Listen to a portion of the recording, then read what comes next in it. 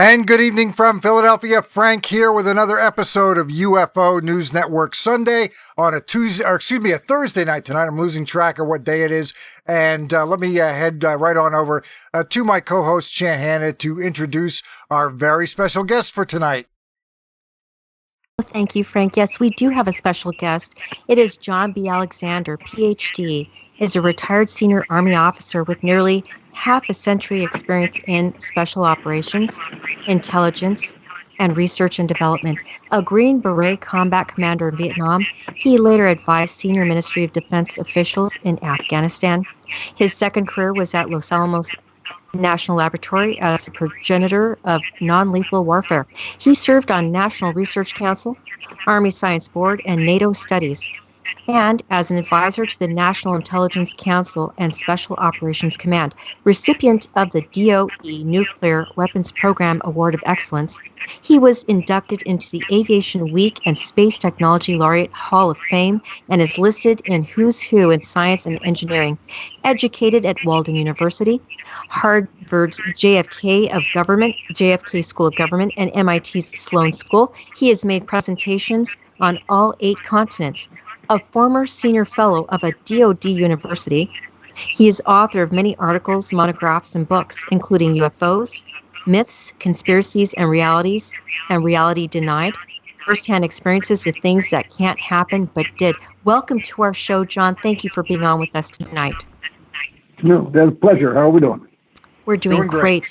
Really look forward to this interview so very much. I wanted to start off with the first chapter of your book, Reality Denied, First-Hand Experiences with Things That Can't Happen But Did, regarding Skinwalker Ranch, going back to 1995 with Bob Bigelow. Do you mind expounding upon that topic? Well, it's a very, very strange place. There's several books been written on it. In fact, there's a special that Jeremy Corbell has put out. You'll find me in there. It is, as I said, a very unusual place where multiple phenomena occur. They are literally mind-boggling. My personal experience, I was with Bob Bigelow the day that he bought it, and was the first one from NIDS, that's the National Institute for Discovery Science, to spend a night. I spent that night up on the ridge. Nothing dramatic happened at that time, but over the years, a number of very spectacular events happened that are just beyond any rational explanation. We can cover some of those if you wish.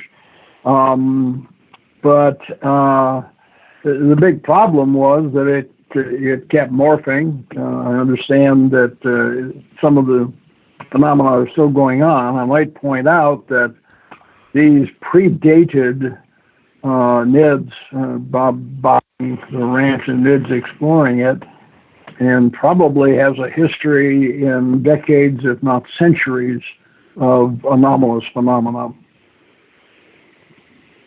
Yes, I wanted to ask you a little bit about that phenomena. There was a term that you had used earlier when I spoke to you yesterday regarding a certain kind of sentient phenomena. Do you mind talking about that?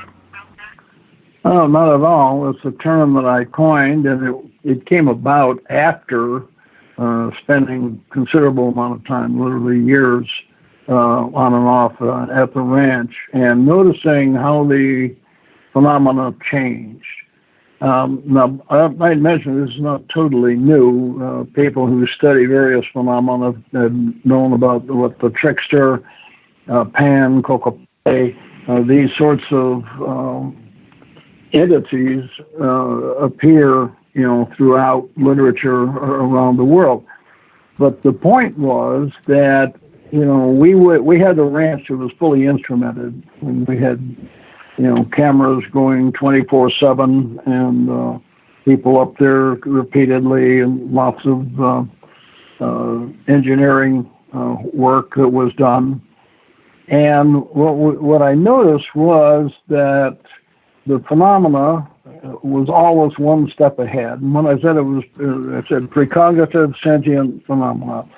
Precognitive was that it seemed to know how we were going to respond to any type of presentation before it happened. Sentient, it is certainly smart and very phenomenological. I don't know if you want to cover some of the things that happened there, just to give people a feel for, Yes. The breadth of things, because we had things from, creepy crawlers, UFOs, voice, poltergeist, orbs, just almost any phenomena you can imagine was occurring there. Yes, we would love to hear about that, if you don't mind going into those phenomena, the various phenomena that you just described.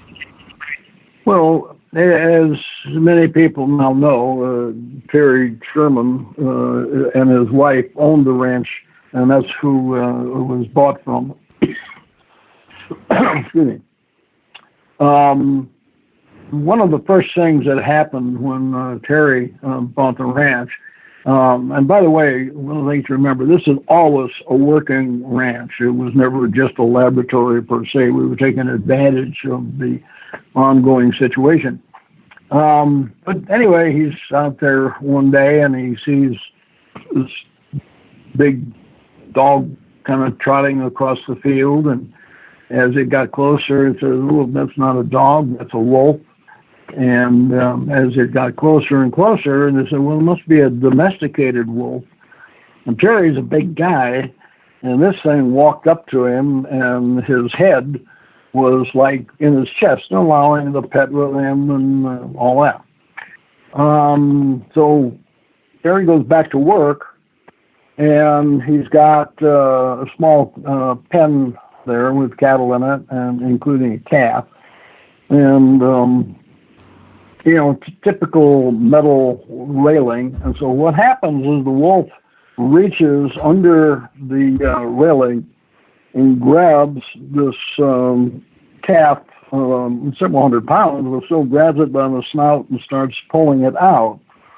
So it raises quite a commotion. Terry grabs a 2x4 and hits the wolf, and it does almost nothing. And so he gets out he's got his calf is there. And remember, these guys the ranchers carry weapons all the time. So he had a major magnum pistol there, and at point blank range, empties, I think it was 6 rounds, directly into the side of the wolf, which should have been fatal by any sorry. But that it does, at least gets him to let go of the calf, and he goes wandering off. Now remember, he's been mortally shot several times, but he's still just wandering off. So Terry has an elk rifle in the cab, and he pulls it out and hits him with the, I think it was 258 grain bullet, which is designed to bring down elk, really, really big animals.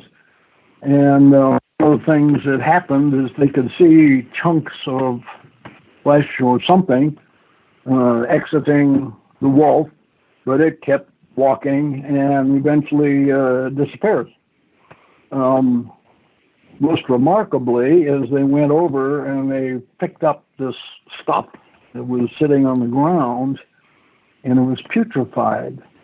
Now, putrefaction normally doesn't start, until, long after death, if you will. So how you had, putrefied material exiting what apparently living being, again, just defies explanation. Another incident that happened really on our watch, so we knew a lot about it, and many people would be familiar with cattle mutilations, for instance. It was calving season, and Terry, by the way, continued to work for Bob after Mids bought the ranch.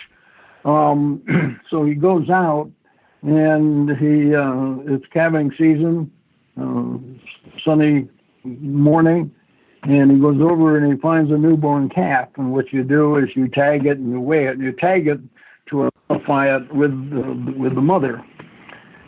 He continues on a few hundred meters, and like I mentioned, this is absolutely, flat as a desk, wide open. You can see, for quite a distance there.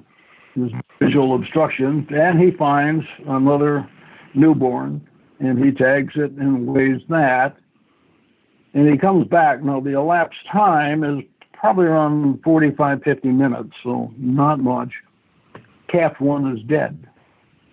Not only is it dead, it's been eviscerated, exsanguinated. The ear where the tag has been sliced off. It looks as if surgical. There's about 20 pounds. Well, I've seen various weights, but this is it. There's a great deal of material that is just absolutely missing. Now, when I mention exsanguination, we had our vet was on site that day and looked at it, and so people said, well, the blood just went into the ground. So I suggested, and they went ahead and went out and got from a slaughterhouse quite a bunch of blood and poured it on the ground and in a different location. But you could watch that, and weeks later you could say, yep, blood was poured on the ground there, yet nothing like that appeared with the calf. And as I say, these events just, well, literally, as you know, Colin Kelleher and George Knapp have actually written the book, and The Hunt Skinwalker, and described, as I did in Reality Denied, a number of other cases that happened that just defy description. Well, John, sorry about that. Please continue, but I want to jump in with a question here. Well, no, I was just going to say, we had a very, very distinguished science board that I sat with. And in looking at the hard data, it appears as if whatever happened to the calf happened someplace else. And that makes absolutely no sense whatsoever, because we know that, again, it was daylight, minutes and whatnot, but you cannot explain what happened to all the innards and the blood and all of that. We did look at how various predators, there are some predators in the area, but how they kill. And this fits absolutely none of them. Big cats, kill and drag off, hide bodies, bears, and again, this would have to have been done in broad daylight with the rancher nearby. The same applies to some people who have suggested, well, maybe it was poachers or something that did it, and that just makes no sense. I mean, rustlers get shot, right? Right. Oh, yeah, absolutely. And worse, too, sometimes. Now, you had mentioned that the first night that you were there, you didn't see anything out of the ordinary, but had spent a lot of time there. What was the strangest thing you personally experienced when you were there? Well, I'll duck that a bit. And the reason is that we did have people who seemed to be more sensitive than others. I can't say that I had any really unusual experience. I was there a number of times. The other things I want to mention, and some people listening may have seen the interview with Jesse Ventura, which we had a little blowout here at the house. And he was interviewing me. He said, well, he wanted to go up there and, sit. And I said, well, actually, you'd be pretty bored.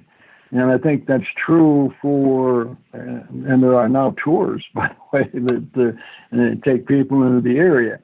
But the point is that, yes, these very, very strange things absolutely did happen. But when you amortize that over, we had it for 6 years, Terry sometime before that, it's not like something strange pops up every night.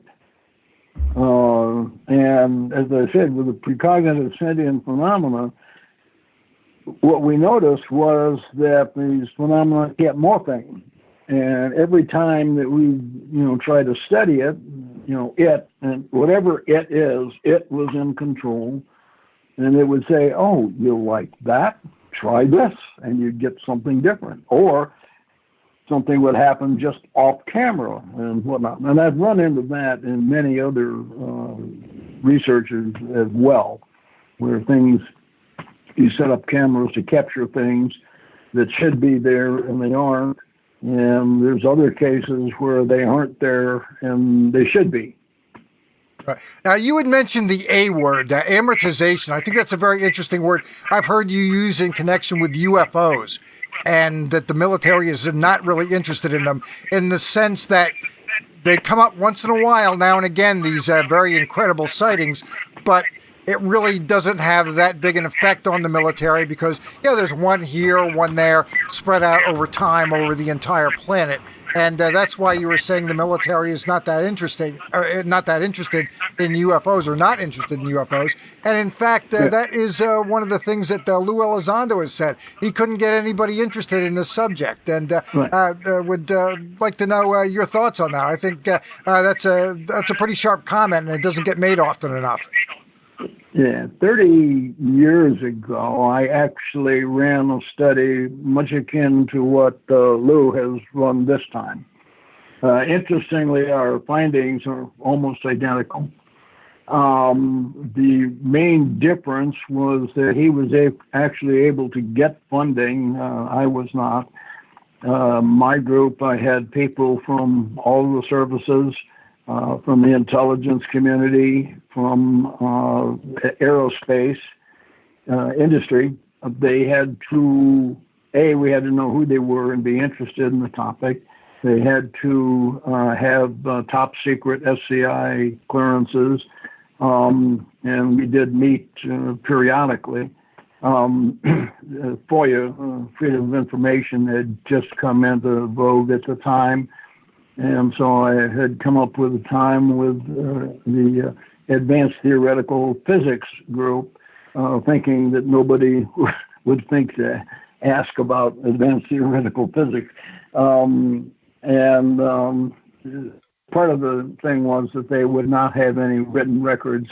A few people appear to have violated that, but to make it very difficult to track. But no, the finding that we had was that everybody was involved, knew the study, everybody knew, the history. And, when they got down to saying, you said, I thought you were responsible for that. No, I thought your agency had that. And it was kind of, the bottom line, in my view, was nobody was minding the store. That does not, however, mean that there weren't periodic cases that were very, very strong. Waters, Rendlesham Forest, if you will, is one. The Phoenix Lights are one. The Northern Tier sightings, Theta Giant, where the missiles came down, certainly others. But what you said was exactly right. The problem is, yes, when you pile these up, it looks like quite a big stack of anomalous phenomena, and it is. But when you amortize that over, more than half a century in the world, it gets, just dwindles, and certainly in importance. The issues that I had, by the way, I ended up briefing either director or deputy director of all those three-letter agencies and all of that. And the answer was always the same. We don't do that. I only had one horribly negative experience with a very senior, actually a formerly very senior official, who, after I gave a briefing on it to a science board, he jumps up and screams at me, "You're not supposed to know that. That's what you learn when you die."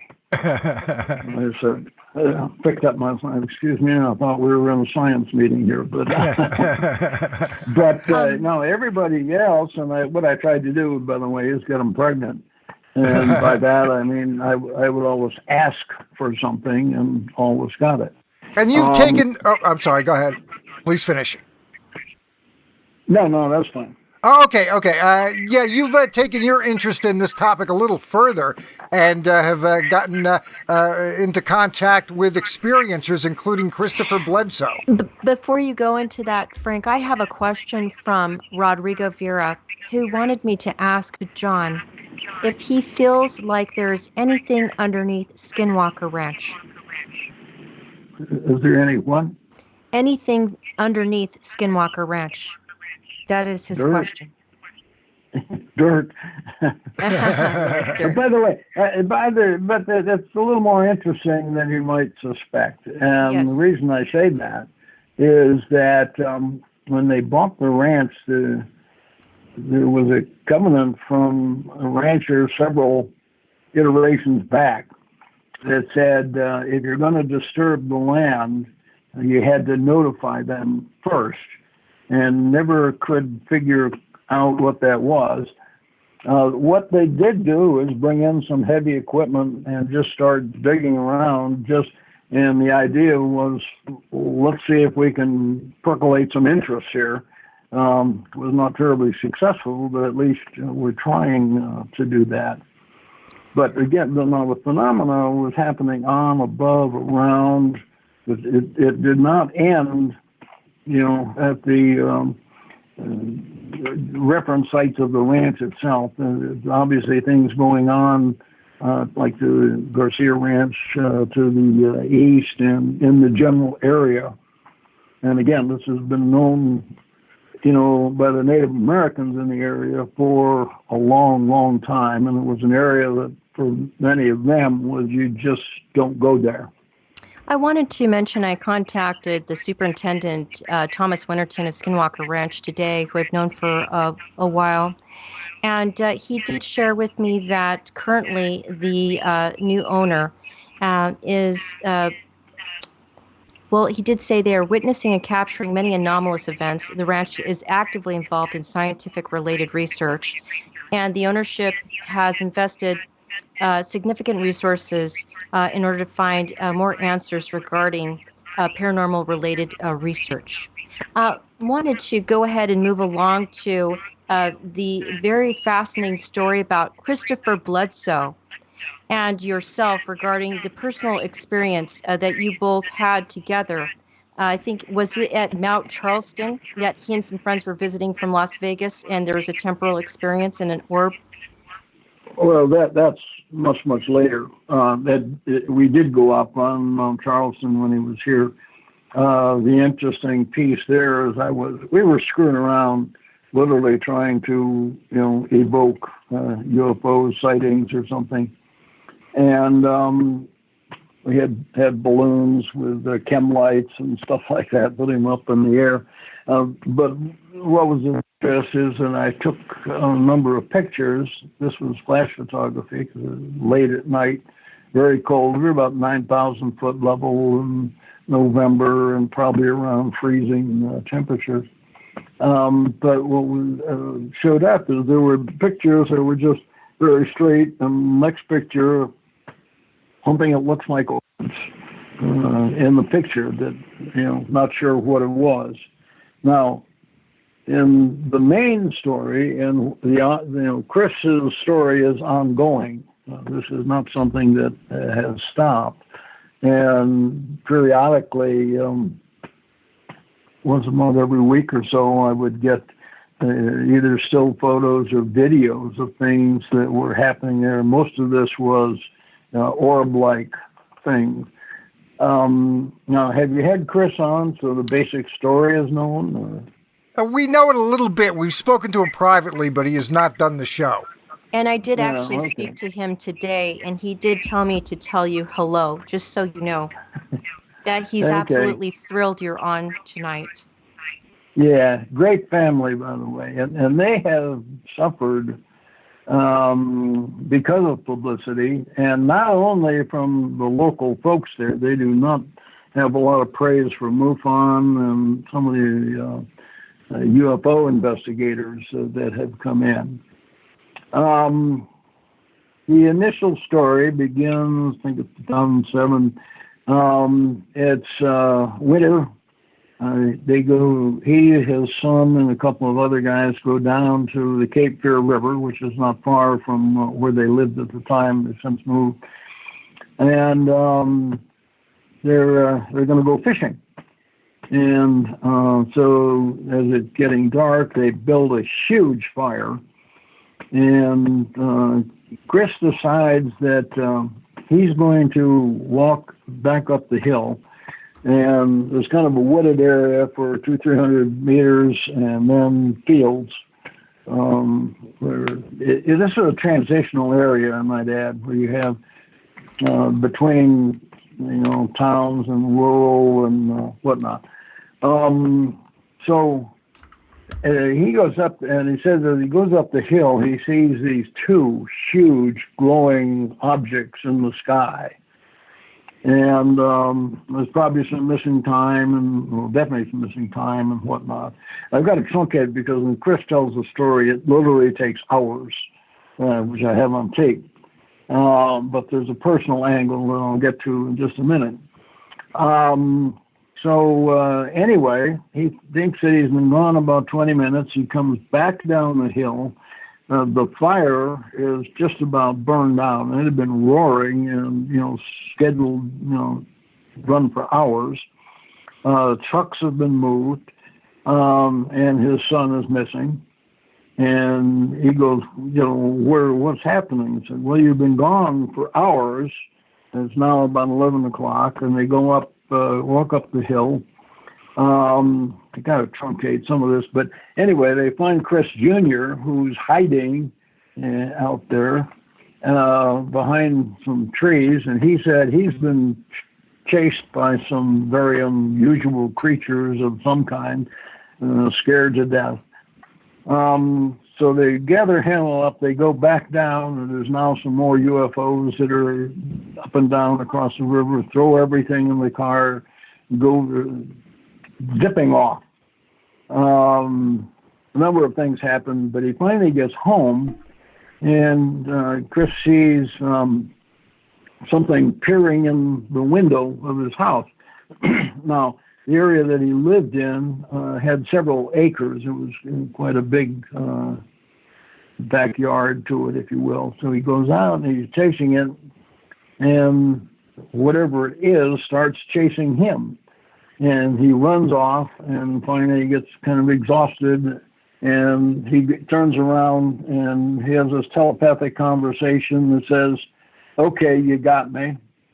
And the preacher says to him, you don't understand. We're here to help. And about that time, Chris Jr. shows up, and whatever the critter was, he disappears. Fast forward next day. Chris is around noon, and he says, gee, I haven't taken my medicine. Turns out that he had Crohn's disease for 12 years. And whatever it was, it seems to have spontaneous healing that had occurred. Has never taken another pill first. If anybody knows Crohn's, it's very debilitating, painful. So other healing sorts of things start taking place.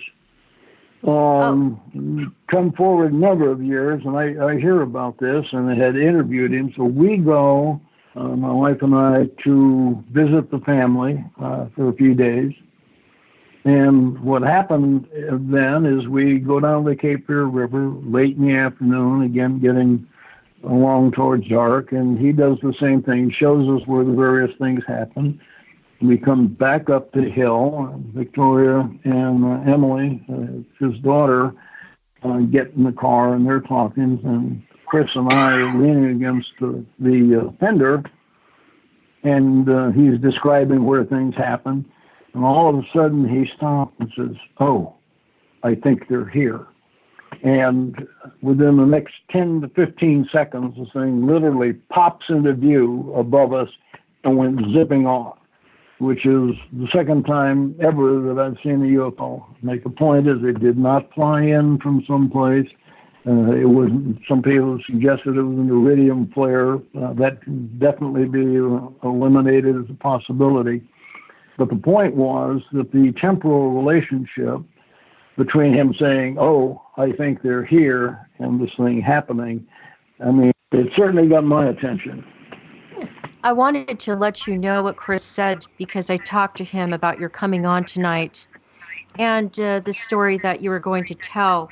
And he said this: "I can never forget that evening because it truly changed me. I was praying silently as we got to the car right at dark, that I would be able to share this wonderful experience with John." And he also did want me to share with you that he has nothing but the deepest respect for you.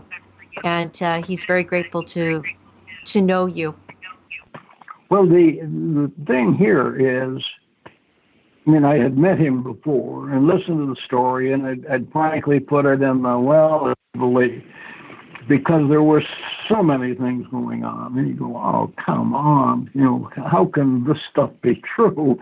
And then when it happened to me, I go, whoa, we need to seriously reevaluate this.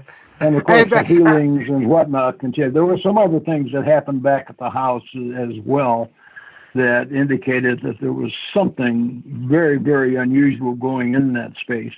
Now, I've got to mention, one of the things that happened is it certainly made the family very, very close, just super people. And like I say, they have been abused not only by their, you know, people in the area who do not appreciate weirdness being described there, as well as a number of the researchers that have kind of taken advantage of them. Yeah, I think what's really interesting, it sounds like you personally had odder experiences hanging around with Chris than you did at Skinwalker Ranch. That's the way it sounds to me anyway. Is that about right? It's hard to say. We go back to the ranch. Some of you know Eric Davis, who was one of the guys who worked with us, and he seemed to be more sensitive. A number of things sort of happened around him that neither Colin or I necessarily experienced. Not to say there weren't some things that were experienced, but yeah, there do. And one of the things I've asked Chris about is whether or not the phenomena were located geographically or whether it's on him. Now, he thinks it's him, and he has followed around. As I said, he has moved now and continues to have other experiences. And I also see that in our notes that you want to talk a little bit about psychokinesis. And we've got a nice picture of you hanging out with Uri Geller at your website. That's in our slideshow. And tell us a little bit about that. You know Uri a little bit and know a little bit about psychokinesis. So tell us more about that. Well, I have known Uri for decades. Yeah, in fact, if you follow the Secret Life of Uri Geller, which is a film, you'll see me in there at some point. Oh, yeah. We saw you in there. And probably equally important here was a guy by the name of Jack Houck. Are you familiar with Jack? I know the name, but you're gonna. Why don't you clue us in? Why don't you clue us in on that? Jack Houck. My understanding is he was an aerospace engineer at McDonnell Douglas and had a lot of PK or spoon bending parties, as you did as well. Jack is the one who created the we call PKMB, or the metal bending parties. So he also called it warm forming. And what had happened is that I was working with him. He also was interested in a number of other phenomena as well, like remote viewing and that. But he had looked at what Uri was doing, and Uri was definitely the model for this. And so he put together the PK party, have an experience. In fact, in the book, I've got a how-to what to what to do, what the instructions are to run this. And he had run hundreds. Now, he was an engineer, and as an engineer, he was a veteran data collector. And he kept track up until his death, just of all of the parties that had taken place. And the point was that periodically these things would, meddle with them.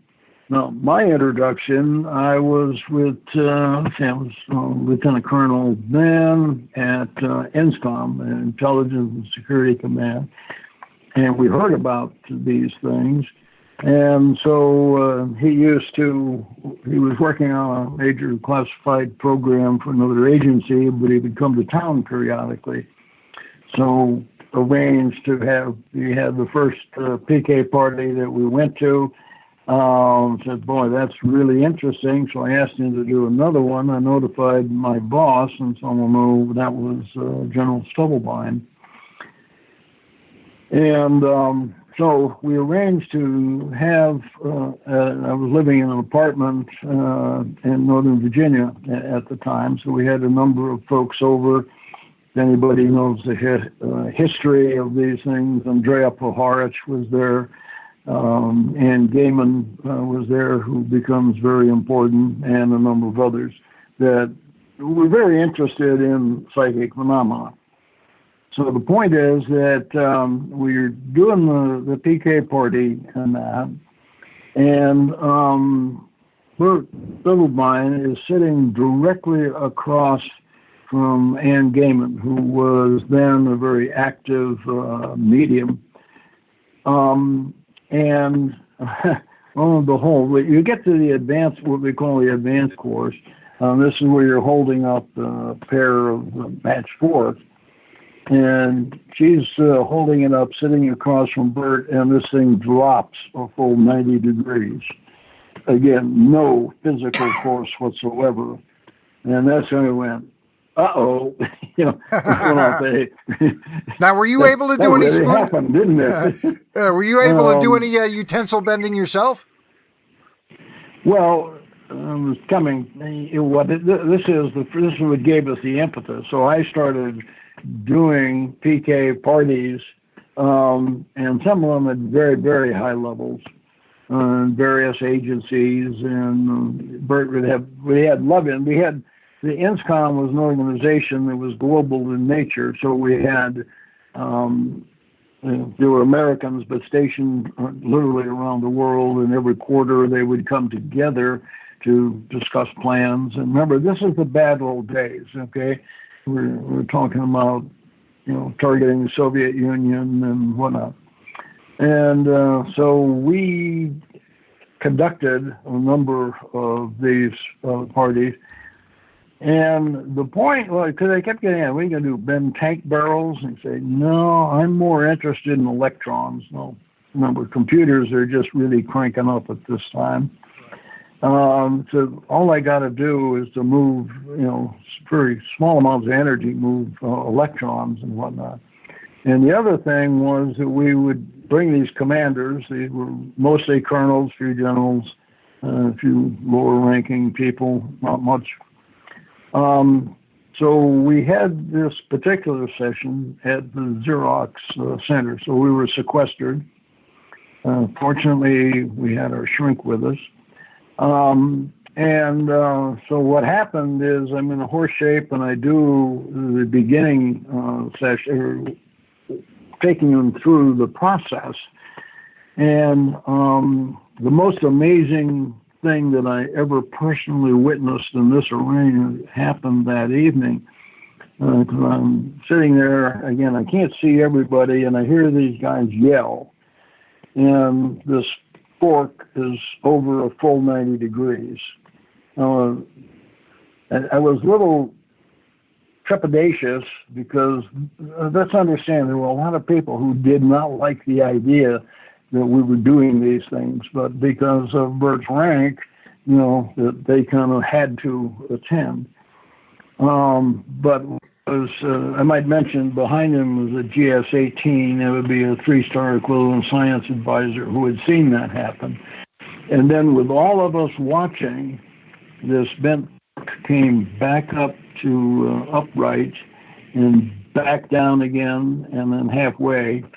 And I was going to say, yep, I can look at them right now. It scared the crap out of the guy who did it, who put them down and said, I wish that hadn't have happened. But the point is, and that's the only time I've seen metal wave like that. But again, absolutely no physical force applied. The guy is literally holding them, at the base of the fork. And our point was, one of the key issues, because people say, what's the practicality of it? And it was not metal bending. The point to them was, remember, this is an intelligence agency, and we're targeting the Soviet Union, right? Was just because you hear things you don't understand, don't disregard it. Because we had been blindsided several times. Many people remember Sputnik, for instance, and there were several things that the Soviets had done that caught us quite by surprise. And in some cases, we actually had the information, but it had been disregarded because we can't do that, so we assume they can't either. Right. And so it was more of a learning perspective of, don't disregard data just based on your restricted belief system. That was sort of the same kind of thinking involved in the remote viewing program too, was it not? Yeah, and many of the people are the same ones. Well, remote viewing was much more targeted, of course, and a much bigger program because they were, fully funded, and people know about what happened at SRI and how it evolved from that until it finally met its demise in '95. But I might go into this guy that most of these love, the Joe McMonigal, who was remote viewer 001. And one of the real classic cases in remote viewing that directly applies to the former discussion was that he was given a target, did not know what it was, and gave a general explanation. Then they showed him some satellite photos and said, okay, it's in a building. Can you tell us what's going on inside the building? And he came back with the most startling information about a brand new submarine. And there were many attributes that were very new. For instance, the missiles were forward of the sail. Yeah, it was double hulled. It was, huge. And whatnot. And so we sent it to our, the information to the boat builders, and they just basically said, BS. You can't do that. If you had the submarine of the size they're describing when it went to depth, it would crush. This is impossible. A few months later, the skies parted, the satellites came on, and there was the Typhoon-class submarine, which is still the biggest submarine. Yes, they did have a titanium double-hulled submarine with missiles forward of the sail, et cetera, et cetera. And the problem was that Joe had accurately described many aspects of it, only to have that, basically parted away because our boat builders said, we can't do that, so we got to assume they can't. Right. And they could.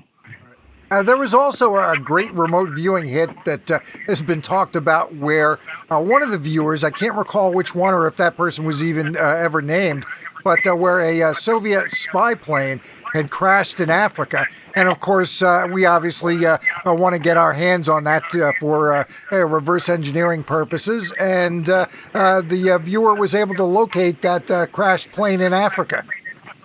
Yeah, that's a pretty well-known case. The most dramatic aspect of that is that that was actually revealed by Jimmy Carter. That it was supposed to be classified and all that, and then he came out and talked about how they actually found the craft and beat beat the Soviets to the recovery. You were talking on another show about an interesting book called The Psychic Discoveries Behind the Iron Curtain regarding the Soviet Union. Do you mind talking just a little bit about that? Well, that's Ostrander and Schroeder's book. And I guess the point was it really did catch interest in the U.S. I think many people were quite surprised to hear about the intensity of the work that was going on behind the Iron Curtain. I might mention in, I think it was 92, Bert and I went to dinner in Washington with a former director of the Institute of Theoretical Problems from Moscow, who had been running many of those studies. And the interesting part is we traded information there that a decade before we probably would literally have killed for. But our approach was a little different than ours, in that most of the people, now you all know about Ingo Swann and Hammer and all of those. There were a few external people involved, but they were more involved in the research. Ingo, of course, gets credit for the development of the matrix and became, great in the training skills and the question was, can we teach other people to do this? The question then becomes, do you find people with natural skills and bring them in, or do you take intelligence people and train them accordingly? Soviet approach was to, and the civilian sector and bring people in. We found people with, kind of natural abilities, but inside the system. I remember Joe, for instance, McMonigal was a walk-in. Now, he had some near-death experiences before, and he was what we call the natural psychic, and certainly one of the absolute best. And then there were others that came in that seemed to have some ability. It helps to be able to draw or have artistic characteristic, which eliminates me. I have trouble with stick people and straight lines and rulers and things like that. But, several of them are, quite proficient artists. And so they were able to, it was one thing to be able to access the information, but then how do you come back and record it in a way that is useful? Paul Smith is one of those, I might add. He was also the unit historian, but you go to his home and find the artwork that he did. And of course, Ingo's was artwork just legendary. Did you read Ingo's book? I believe it's called Penetration. Yeah. Have you read that? Yes. Oh, yes. What do you think? He makes some pretty extraordinary claims in there. What do you think about it? I think he made some pretty extraordinary claims. Okay. Understood. He was really good at what he did. He was a fantastic artist and a good friend of ours. Let me ask you one other thing about remote viewing. Do you think it's just basically a sense that most people have, like our seeing, our hearing, our ability to speak and feel? Do you think that's what it is? And that some people have better vision. Some people are better remote viewers or better psychics than others. What do you think's at the root of it? Short answer is yes. Okay. I think that my take is everybody has these capabilities, and it's exactly like you described. Whatever the physical characteristics are. For those of us who are ambulatory, we can walk, we can run, but you're probably not going to be Olympic athletes at it. And that was one of the things that was done in our system. A number of the people who came in that G had, kind of remarkable experiences that had occurred. And then were trained. So I think that my personal belief is that we all have some level, and with practice, you can get better. Now, that doesn't mean that you're necessarily going to climb Everest, but you may get up some pretty good hills. I wanted to mention, John, how my understanding is you do not like the word paranormal. You think these paranormal things are normal. You do think what is going on is extremely complex, and you have dealt with a wide range of phenomena, and you believe it is as complex as cancer and AIDS. Is that correct? I missed just the last of it. Mostly correct, and I missed a piece of it. Oh, that you have dealt with a wide range of phenomena, Yeah. and you believe it is as complex as cancer and AIDS. Oh, absolutely. This is one of the things I have been addressing and pleading for. That's exactly right. I said it is, whatever it is terribly complex. There's not going to be any one simple answer that drives anything. So the cancer and AIDS aspect, it gets to when I discuss funding issues, because funding is minuscule. I used the Large Hadron Collider as an example. I think we've put $17 billion into that. Now, the basic belief system is mechanistic, that things get cut into smaller pieces. We'll find the God particle, like the Higgs boson, and they found that, and then they found, oops, we got pentaquarks beyond that. In my view, the fundamental issue really is consciousness.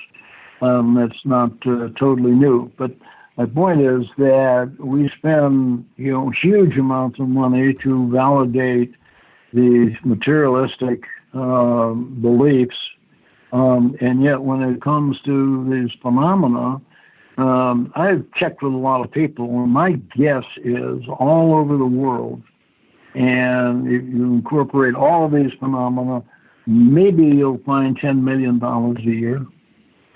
And my other point is that, if we found the God particle, if you will, that would be intensely interesting to a small group of theoretical physicists. The point is that if we're going to talk about continuation of consciousness, beyond bodily death, that ought to be of interest to 100% of the population, because we're all going to get a chance to experience it at least once. John, you said... I will argue, just to get more confused, I will argue repeatedly, but I understand that's controversial.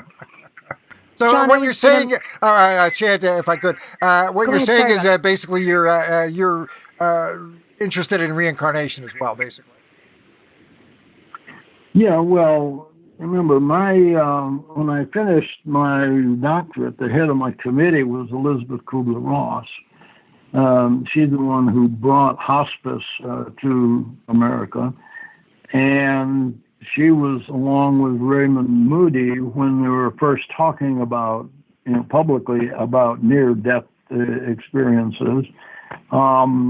Shortly after I had finished my dissertation, I was still in the Pentagon, but I joined the IANS, the International Association for Near-Death Studies, and then was on the board and spent a time as the president.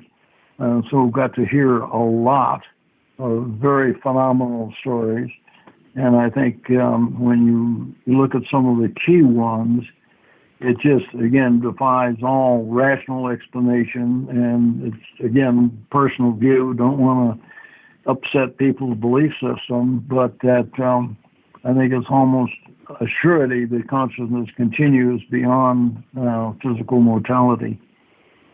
I wanted to mention a little bit about Elizabeth Kubler-Ross. I had to study her in school, and I think it was middle school. And she was a Swiss-American psychiatrist who died in 2004.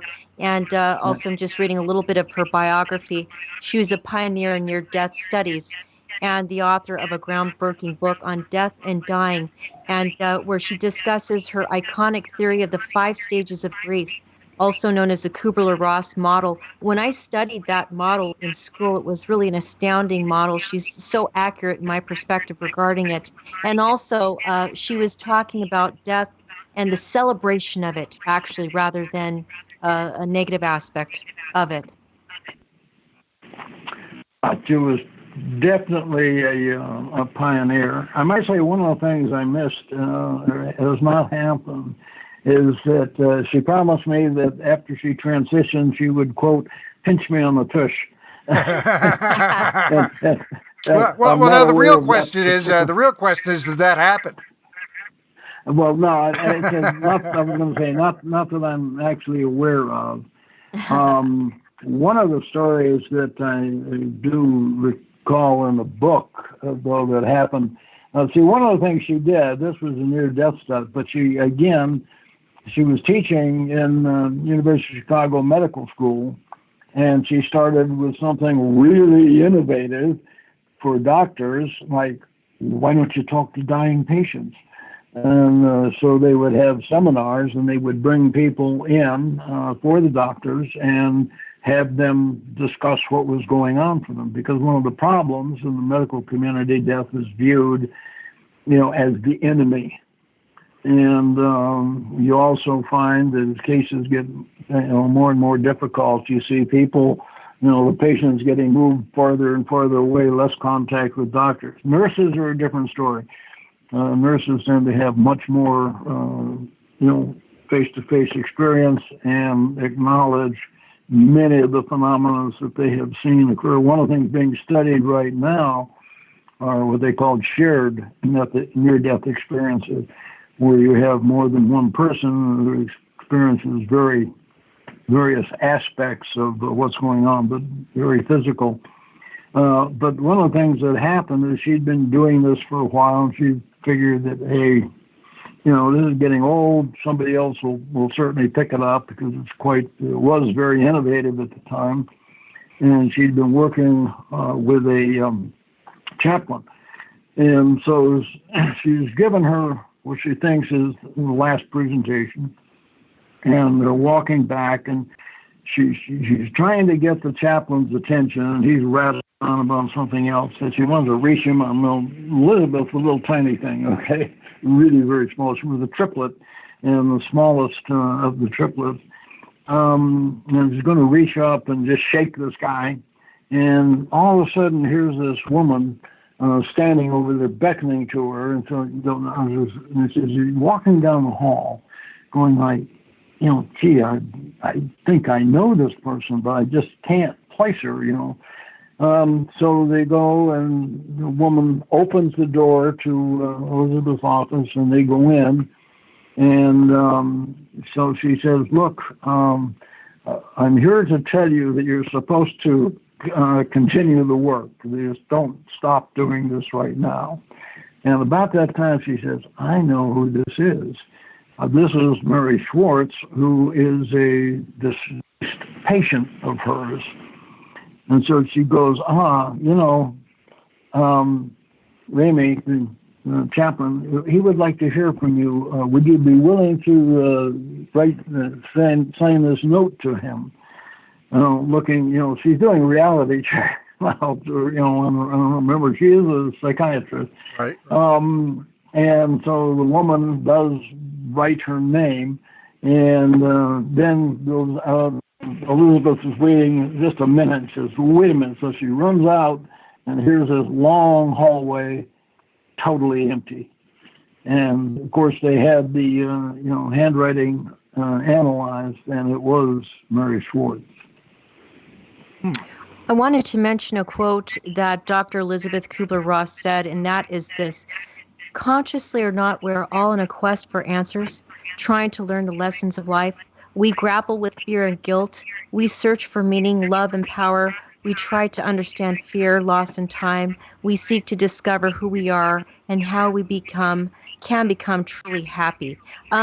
John, I wanted to mention something that you said, and that was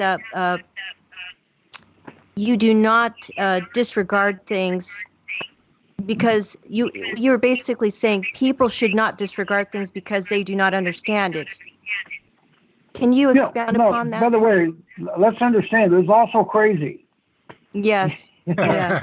There are things that are false, and unfortunately we live in the post-truth world, so there are things that do need to be verified. But the point is, and this is the subtitle of the book, things that can't happen but did, and where you have physical validation of the various phenomena.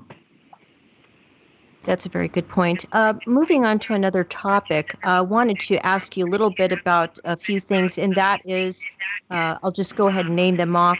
There's voodoo West Africa, ayahuasca, shamans, dowsing, and crystal skulls. Are you able to talk about any of those topics?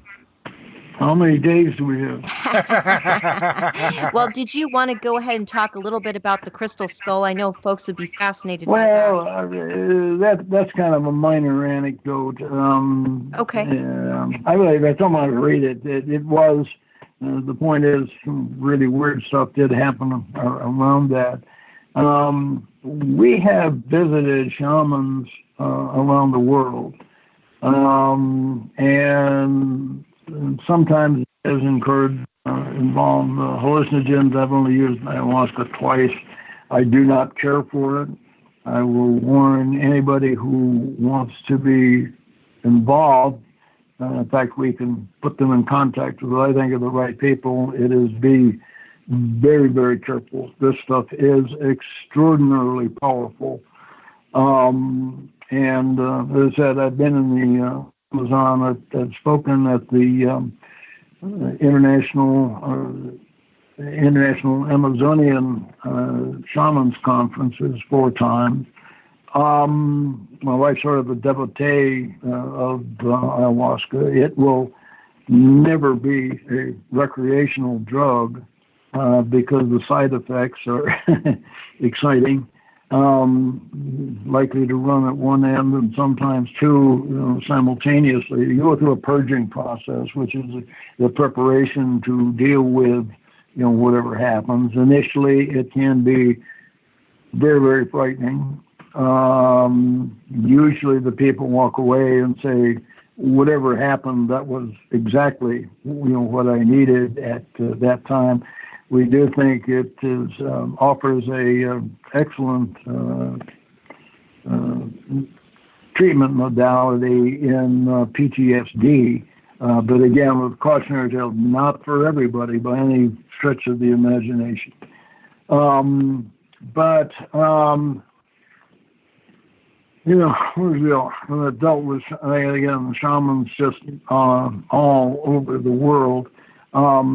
With ayahuasca, and you'll find lectures on it. Because I did ask the shamans, what you do is you take a couple of disparate plants and you bring them together. We do know that the psychoactive substance is DMT, dimethyltryptamine, but I am totally convinced that psychopharmacology does not explain the kinds of events that some people report. You said, sorry, please finish up. Go ahead. Okay. You had mentioned that you had visited and dealt with shamans all over the world. Do they all use whatever might be available locally, some form of psychedelic, or is that just No, a few here and there? Not at all. And in fact, there's a chapter in the book on Brazil. We've also dealt with Umbanda and Candomblé. One of the most amazing experiences that happened were in Curitiba in Brazil. I've been in Brazil several times, and if you're going to get into non-lethal stuff, a lot of it has to do with a great company down there that deals with non-lethal weapons. So I've been going down, for the government and talking in that, but had the experience to, work with others as well. But what happened we were at a Umbanda ceremony in Curitiba, town of about 3 million people you probably haven't heard of. The point was that Victoria got possessed. It's kind of a long, involved sorts of thing. Now, there was absolutely no drugs involved whatsoever. She said that they had asked if anybody wants to be healing. Now, the setting It was a pretty big center, and there were about 300 folks there, I guess, and maybe 10 gringos. So most of them are locals who have seen these ceremonies up close many times. But so she's standing there, and as this young priestess comes down the line, she says, "You just felt something go whoom," and jumped into her. And the next thing you know, she's out whirling on the floor. And I said, they're used to it, but they're not used to seeing gringos. I mean, it literally stopped the show. She's spinning out there. And they came over to me because I was taking pictures, and they go, "Are you a reporter?" I said, "No, that's my wife." And they go, "She'll be okay." And she will describe it as having allowed a discordant entity to have a human experience for, some period of time. And an interesting question, and by the way, all of these things eventually kind of get tied back together. One of the problems at the ranch is that people were having negative experiences and taking them home with them. And when we had come back, we were talking to Colin, and he asked, he said, "Well, did you bring anything back?" Because, during this period where she's allowing a discordant entity to enter her and have that experience, the question is, did it all leave? And as far as we know, the answer to that was yes. That's pretty spectacular. Now, let me jump to Africa, because we were in Togo and Benin and attending voodoo ceremonies. And the things we saw there, again, absolutely no drugs involved whatsoever, but watching people, particularly with fire, just defy the laws of thermodynamics, where they would stand in the fire, sit in the fire, eat the fire. I was taking photos at, maybe 6-8 feet away from them, so it was really hot. And no, they don't have any magic substances. These are people at a poverty level, look up to dirt, and certainly not going to have these esoteric sorts of substances that, some magic thing that we would love to have for firefighters. Similarly, we were in Mongolia with reindeer shamans way out in the boonies, and had a number of remarkable experiences happen, and totally without drugs. So sometimes it does enhance and can trigger some pretty impressive things. Caution is definitely advised. If you want to do ayahuasca, we can tell you how to do that and with whom we trust, but you really want to know your shaman. I agree. What their motives are.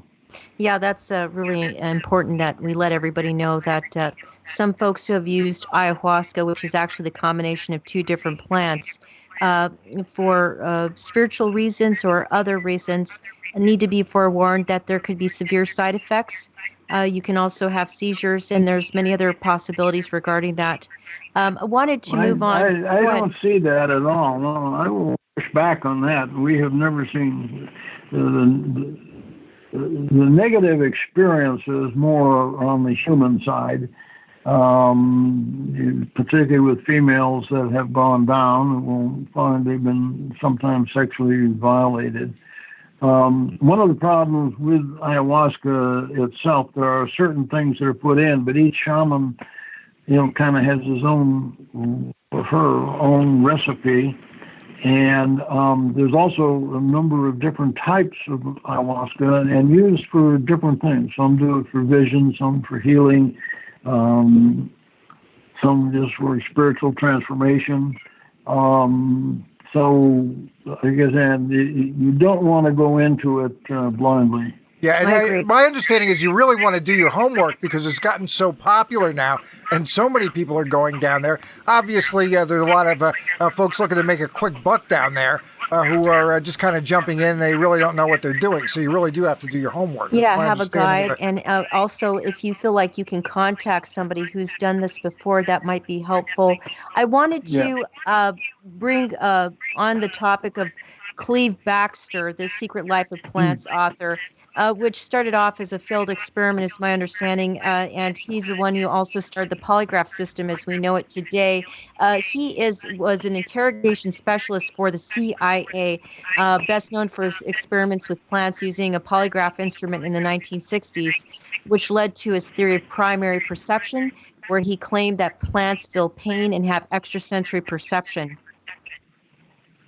Well, it's far, far more complex than that. And by the way, Cleve is the one who developed the system that is still in use today in zone comparison.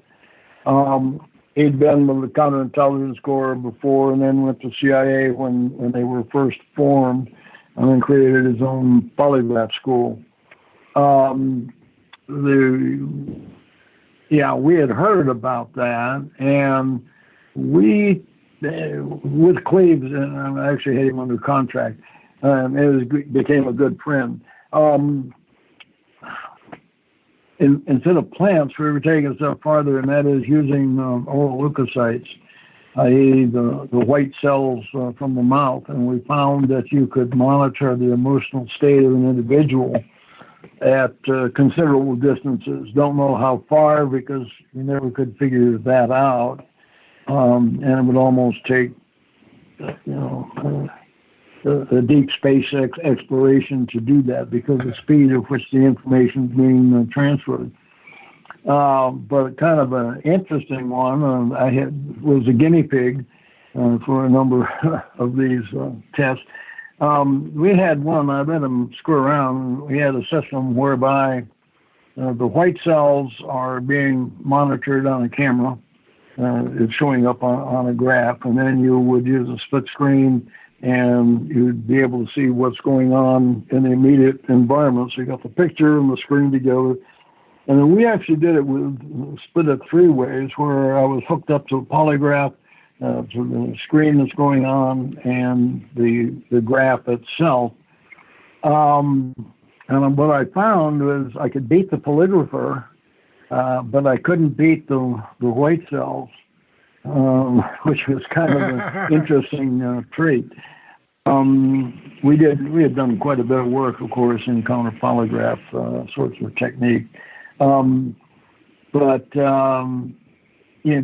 was one of the original pioneers in many of these areas and does not get the credit that I think he really deserves, but was inspirational to him, including Hal Puthoff and some of those folks. People just don't know that much about him, but pretty amazing. Yes, he was. I wanted to move along to your military experiences, and specifically wanted to talk to you about a Viet Cong minefield that had an experience regarding a tripwire and a landmine. Do you mind sharing a little bit more about that experience you had? Well, that's just one of these personal ones. We know that we the military, people in the military know if you're in combat that there are people who are more sensitive to the surroundings than others. They call it point man syndrome, if you will. If certain guys are on point, i.e. the guy going first, you tend to be safe because they would be alert to danger, and other people will just kind of bumble along and, trigger ambushes and whatnot. This particular incident happened in Vietnam. We were out on patrol and got into an area that turned out to be mined, and so they spun out. So anyway, the point was that I was backing up, and so I'm not watching where I'm going, obviously. And all of a sudden just stopped, and sure enough, across the back of my heel was a tripwire that had already started to pull. And fortunately, it didn't go off, or we probably wouldn't have this conversation. I wanted to also ask you about a certain topic that Frank and I have covered extensively on our show, and that is the intelligence community. Wanted to ask you how you feel about the topic of the intelligence community disseminating disinformation. Do you have a perspective on that?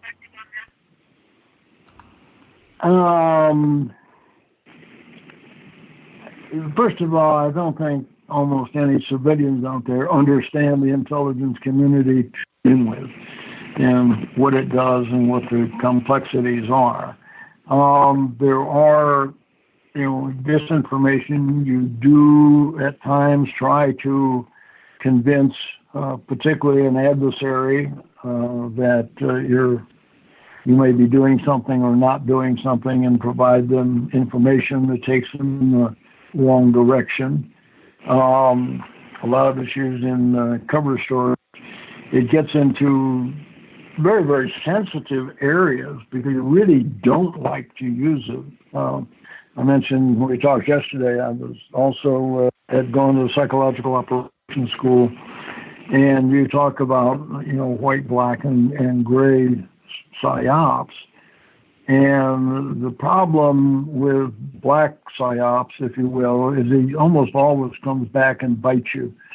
And you've got to, before you do things like that, you've got to think about the consequences, not just immediately, but what's going to happen in the future. CIA had gotten in trouble, as many know, a number of years ago, where they were planting stories outside the U.S., but the problem was that it was getting into the American press cycle and is technically illegal to use black psyops on American citizens. Not to say things don't happen. Far more, what you find is misunderstanding of actual data as opposed to intentionally misleading folks. But I don't know if you want to do chemtrails or something that happens to pop into mind. I just did a program with Jeff Mishlove on that, and I got dinged as recently as today. People, there were pictures and saying, "Oh no, that's chemtrails." No, it's sensation. And people say, "Well, it must dissipate quickly and all that." No, it can last a long period of time. And it is it's a very interesting phenomenon to me. Not because of the chemtrails themselves. And by the way, to do any of the things that are proposed, you're probably talking hundreds of thousands of people that would have to be involved. But it's more interesting as to, I've run into very intelligent people who are absolutely convinced that it's real. And so the interesting facet to me is the complexity of human belief, as opposed to, chemical intervention from the sky, which, by the way, would be a terrible way to, if you're going to introduce chemicals of some kind. I wanted to ask you about a certain topic that is called non-lethal weapons. Can you fill us in a little bit on that topic? Because not a lot of people know about it. Yeah, actually they do. But maybe not quite in that thing. I mean, also almost everybody knows about tasers or more generically electrical conducting devices or rubber bullets or things like that. And that's certainly on the low end, crowd control. I wrote Future War, which was the first book, because this is a topic that I developed from a military perspective. I was the first one to do it, certainly the first book that was out there. And that's sort of what I call the low-end stuff. The high-end would be, how do you take on a complex target set like a nation state and reduce the infrastructure so that you can impose your will. What I say is, many people think that war is about killing, and I say no, war is about imposition of will. And killing people can be detrimental in the long run. Panama is an example where you have big families with long memories, and you really don't want to perpetuate a cycle of violence. On the other hand, you do want to be able to, on occasion, impose will. And if I want to disable the country, then going after the infrastructure is a way to do that. But a critical aspect of that is that, I want to be able to bring down, electrical grid. There's a lot of talk now about, of course, computers and things of that nature. But the critical issue is being able to bring it back up again, because you don't want to have secondary or tertiary casualties or fatalities. Do you consider disinformation a non-lethal weapon? No. Oh, okay. John, I wanted to bring up John Hutchison and the controversial Hutchinson effect. I guess George Hathaway and another Canadian showed you a film that was really weird regarding Hutchinson's work, and he had looked at Hutchinson had looked at the work of Nikola Tesla, and my understanding is he noticed what was on the workbench of Tesla and tried to replicate what he had, among other things, and went from there. And when you looked at that film regarding Hutchinson's effect, there were items levitating, accelerating, burning, a range of effects.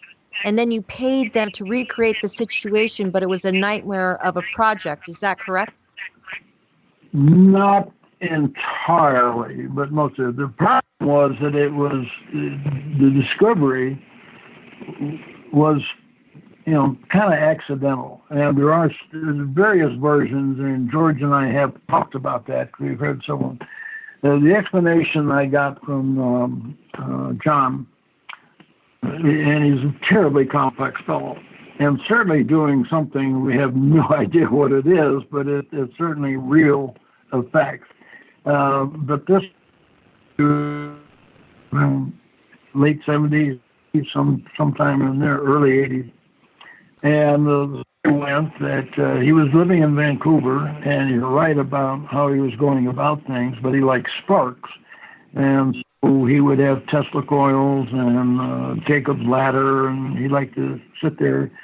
And again, the story told me he's sitting there in the dark, watching sparks, and something hits him. And so he picks it up and throws it back across the room, and it flies out and hits him again. And that's when he discovered there was some kind of field being generated. That led to which film you've seen. There are quite a few out there, but the original one we saw had things, like you said, levitating and all that. Now, one of the issues was they weren't all metal, so it wasn't an electromagnetic effect per se. One of the ones I remember is that there were two pieces of wood with a rat tail file in it. And for people who don't know, that's a file. It's probably about as round as your little finger, and it was running across between the two pieces of wood. And what you see is the file turns and glows, and all of a sudden just disintegrates, just like the filament in a old light bulb, if you will. And Alex Pizarro was the guy who was helping at the time, and said they reached in immediately after this, and it was cold, even though it looked like it had extreme heat. And we also know there was no scorching of the wood or anything. So one of the problems was that there was this wide range of effects, and just couldn't control it. I did fund John to replicate what he had done. He got kicked out. One of the things that was happening. This is again the old days where TV went through the air and all that, and he was doing these things in the basement of a residential area, and TV watchers were not amused. That's amazing. I wanted to also mention something interesting about John Hutchinson. And my understanding is that John, still to this day, according to you, has strange things happen to him. Some of the material you saw also from him was from the junkyard that he acquired, made from various materials. And some of these materials were pulverized and another lit up. And instead of the object being white hot, it was cold. Well, one of the things, there was one, they had a drive shaft in there that was in. I mean, remember, this guy was on poverty wages, and his approach was to literally go to junk shops and pick up stuff. And so this is generally, not high quality thing. And again, we're talking 1980s. It's evolved quite a bit since then. But what I'm going to say is they had a drive shaft that was exposed to the field and took it to BC Hydro to be tested, and the same piece of metal was tested as case-hardened steel at one end and soft as lead on the other. And so obviously it had PVC that literally pulverized and disappeared. You had other things that fly up. And but there was, at least at that point, there was no single effect. And again, the lack of control and the ability to study it, it almost sounds like, when we talked about earlier, the precognitive sentient dilemma, that it just kept morphing. That is fascinating. I wanted to also, we're going to wrap this up here, but I wanted to let everybody know a little bit about yourself, just a little bit more, and that is that you are a retired senior military officer with 32 years experience and a proponent of military interest in the paranormal. You're the author of Reality Denied, with a foreword by Uri Geller, who person Frank and I have had the pleasure of interviewing. And your other books, Future War, with a foreword by Tom Clancy, and also UFOs, Myths, Conspiracies, and Realities. And in '89, you authored The New Mental Battlefield, published in Military Review, a science-related journal. We are so grateful you came on our show today. John, thank you. Yeah, thanks so much, Well, John. thank you. Oh, thank you. My understanding, by the way, is that you do have an interview tomorrow. Do you mind mentioning who that will be with and what time it will be at, so folks can tune in? Well, no, that's local. It's KNPR, the national NPR station. George Knapp and I at 9 o'clock, the program called State of Nevada. And we're going to be talking about UFOs again. That's fantastic. Wonderful. Well, we really appreciate your discretionary time, and we look forward to having the opportunity to interviewing you in the future. Yeah, thank you now. Thank you very much. Thanks, John. And that's it for tonight, everybody. And we will be back on Sunday with Steve Bassett. Thanks a lot now. Bye-bye.